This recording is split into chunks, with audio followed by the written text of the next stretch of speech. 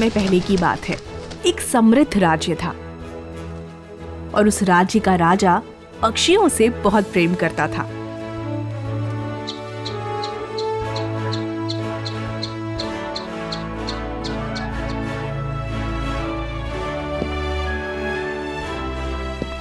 एक दिन दरबार में शांत वातावरण के बीच एक साधु धीरे धीरे टहलता हुआ आया। उसकी उपस्थिति से पूरा दरबार एक आध्यात्मिक सी शांति में डूब गया। महाराज, आपके राज्य में और खुशहाली आ सकती है यदि आप 2 बाज के बच्चों को अपने महल में पालें। राजा ने उत्सुकता से उसकी ओर देखा। क्या इससे सचमुच राज्य का कल्याण होगा साधु महाराज?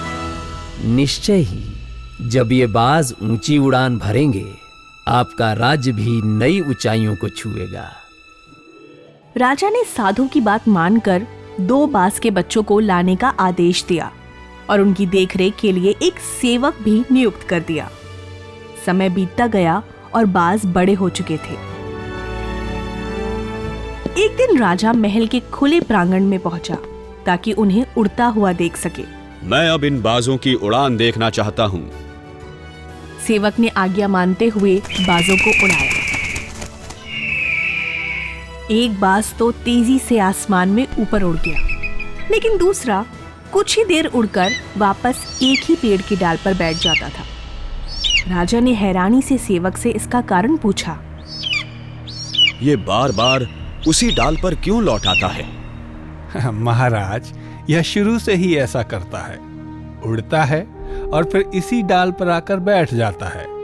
यह डाल छोड़ता ही नहीं। राजा इस बात से चिंतित हो गया।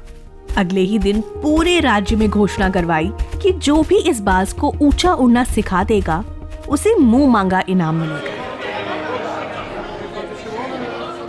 राज्य भर में कई लोग आए, कोशिशें हुई, लेकिन बाज का स्वभाव वही रहा। वो उड़ता और तुरंत उसी डाल पर लौट आता। दिन बीतते गए और एक सुबह राजा छत पर टहल रहा था कि उसकी नजर अचानक आसमान की ओर पड़ी। हैरानी की बात यह थी कि अब दोनों बाज एक साथ बहुत ऊंचा उड़ रहे थे। राजा यह देखकर प्रसन्न भी हुआ और आश्चर्यचकित भी।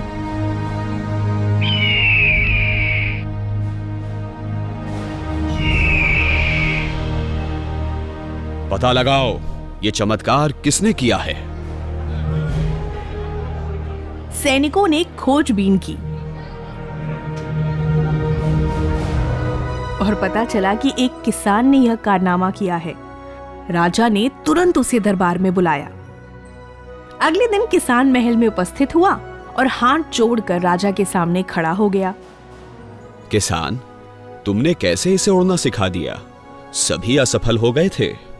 महाराज, मैंने देखा कि बाज रोज उसी डाल पर लौट आता था, तो मैंने वो डाल ही काट दी जिस पर बैठकर वो उड़ने से बचता था।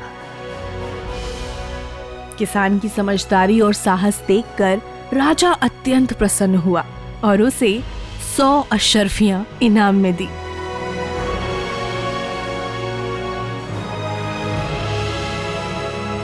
ये कहानी यही बताती है कि हमारे भीतर अनंत संभावनाएं होती हैं, लेकिन हमारी पुरानी आदतें, हमारा आराम का दायरा अक्सर हमारी उड़ान रोक देता है।